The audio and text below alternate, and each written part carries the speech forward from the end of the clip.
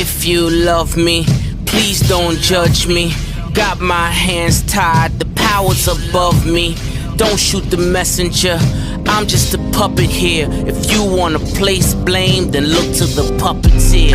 Family, fortune, envy, jealousy, privilege, passed on, legacy, secret, sabotage, borderline, felony, suicide, subtract, selfish, pedigree, yeah.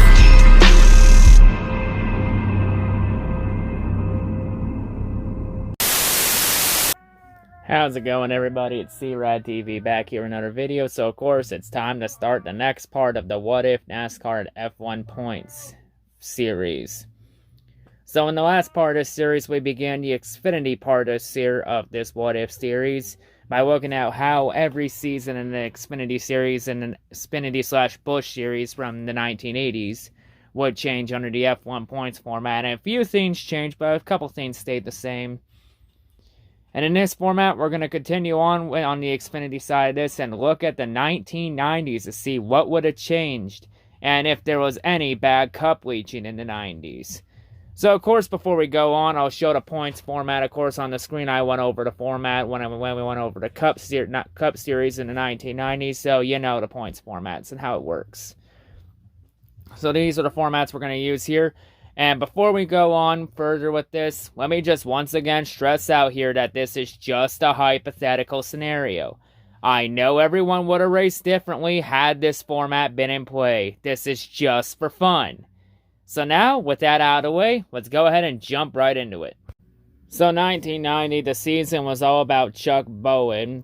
Chuck was just flat out more consistent and had more speed than the rest of the field, just like no one was on Chuck's level. The only drivers close to him were Tommy Houston and Steve Grissom, and both of them failed to be consistent late in the season when it mattered the most.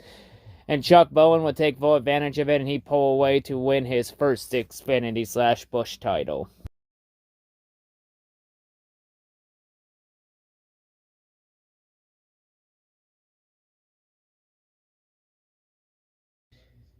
So, 1991, it was a very close season with multiple drivers competing for the championship. In terms of series regulars battling for the title, it was mainly between guys like Kenny Wallace, Chuck Bowen, Jimmy Hensley, and Bobby Labonte. Despite having to deal with Dale Jarrett leaching, it was still a very close championship. It would come down to the final race of the season, with all four of those drivers still eligible to have a shot at the championship. But in the end, none of it would matter anyway because Harry Gant, who was also mathematically eligible for the championship, Harry Gant would win the season finale, and that would be enough for Harry Gant to win the 1991 Xfinity Championship despite being running for the Cup title full-time.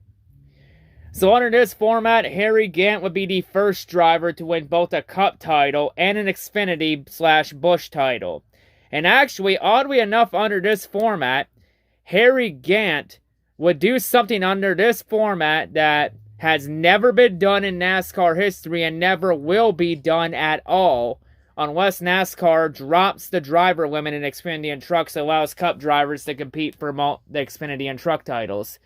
Because under this format, Harry Gant would become the first driver to win the Cup title and the Xfinity title in the same season. Of course, under the F1 Points, Harry Gant would win the 1991 championship if you've been keeping track of my series. So yeah, that's actually a pretty cool milestone here, but still, winning 2 championships in one season, but still, fuck cup leeches. So under this format, Harry Gant would win the 1991 championship, and this would be the first cup leech title. And if you think that's bad, oh, you have no idea what else is coming in store. It's gonna get worse.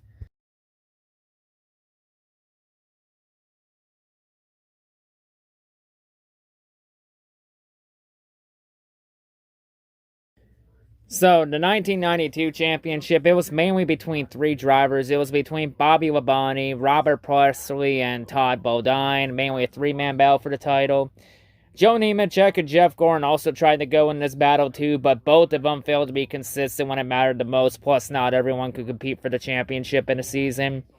And late in the season, Todd Bodine would fall off, and he would fail to be consistent when it mattered the most, that he'd be eliminated with around a race to go.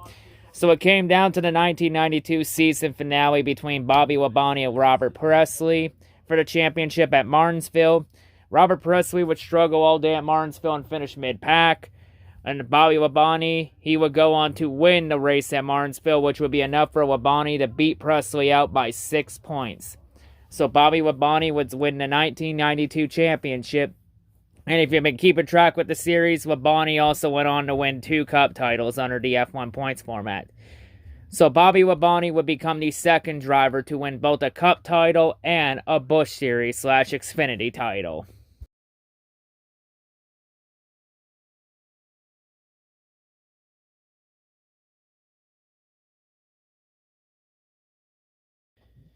So 1993, the championship battle in terms of the series regulars, it was mainly between guys like Ward Burton, Steve Grissom, Robert Presley, and Todd Bodine. All 4 were neck and neck with each other all year, but in the end, none of that would even matter because Mark Martin, despite running half the schedule, he would win 7 races. And those 7 wins wouldn't have been enough for him to overtake all 4 of them in the championship. And Mark Martin would even win the championship with a race to go in the season. To add insult, with a race or 2 to go in the season, to add insult to injury. Ward Burton would win the season finale at Hickory, but all that did was just make the championship look a lot closer than it actually was. So we have our second Leach title here with Mark Martin, who was the original King Leach in the Xfinity / Busch series before Kyle Busch took that title over. And don't worry, we're going to get the Kyle Busch in the future parts.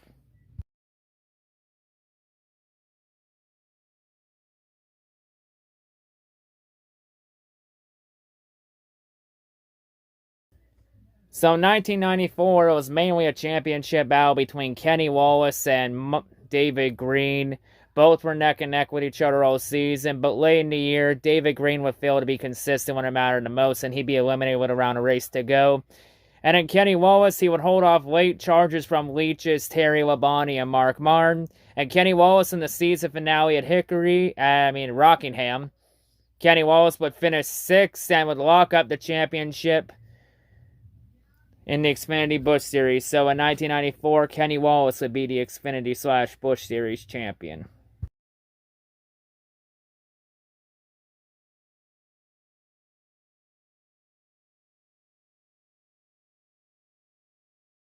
So 1995, the season was completely dominated by Chad Little.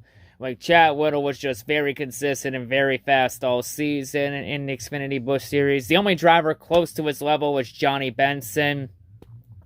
But late in the season, Johnny Benson would fail to be consistent when it mattered the most. And Chad Little, he would take advantage of it and pull away.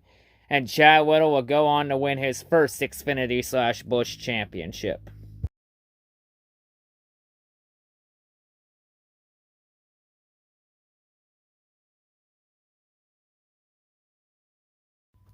So, 1996, it was a close championship battle between Randy LaJoie and David Green. Both drivers were neck and neck all year. It would go down to the season finale at Homestead Miami Speedway. But in the end, despite both of their efforts, it wouldn't have mattered because Mark Martin, despite running half the schedule, King Leach himself, the original King Leach, I should say, Mark Martin had a solid season and leaching and stat padding. And Mark Martin, he would be able to win the championship over Randy LaJoie with a 3rd place finish at Homestead to lock up his second Xfinity / Busch Series title. And if anyone wants to complain about it, all I say is, hey, Randy LaJoie and David Green had all season to build a big enough gap to stay ahead of Mark Martin. And they failed to capitalize on the races that Mark Martin didn't run in. So yeah, and don't worry, like I said, we're going to get the Kyle Busch in a few parts later on in the series. So don't worry about that.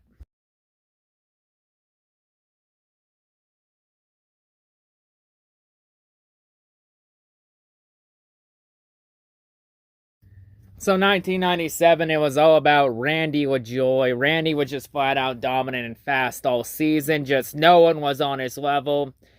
And this year for Randy LaJoie, he would learn his mistakes from last season, and this time he would use his consistency to build a big enough gap to stay ahead of original King Leach Mark Martin.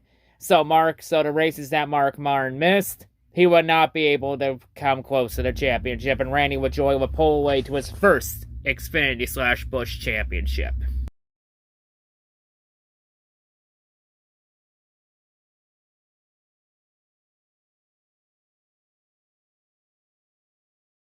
So, 1998, the season was all about Dale Earnhardt Jr., the son of Dale Earnhardt. Dale Jr. was just flat out consistent and dominant all year, like nobody had an answer for him. And anybody that did, like Matt Kenseth and all them, they all failed to be consistent when it mattered the most. At Dale Jr., he would pull away and win his first Xfinity / Busch Series championship in 1998.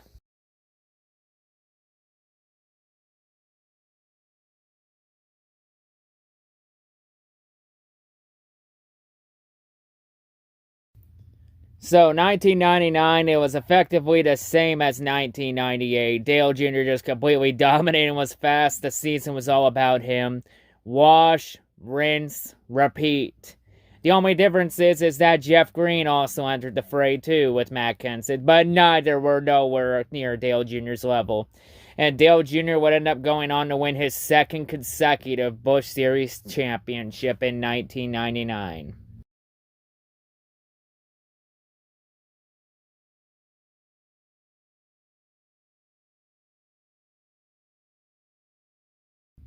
But yeah, anyway, that's going to wrap it up here for this part of the What If NASCAR Had F1 Points format series for this episode.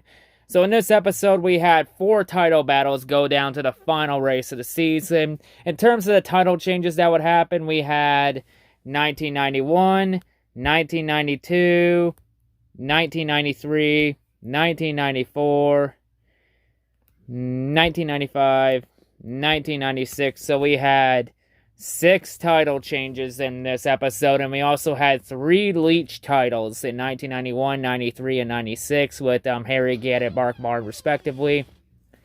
And if anyone thinks the leaching's this bad in this episode, just wait till we get later on in the series when it gets a lot worse than this. This is only the beginning of what's to come. And we also had a lot of different champions and some interesting names that could have won championships too. So definitely a lot would have changed in the 90s if NASCAR Xfinity / Busch Series had the F1 points format. So yeah, definitely interesting for sure. But yeah, that's going to wrap it up for this part. So the next part will be whenever the hell I get the research done, depending on how fast I do it.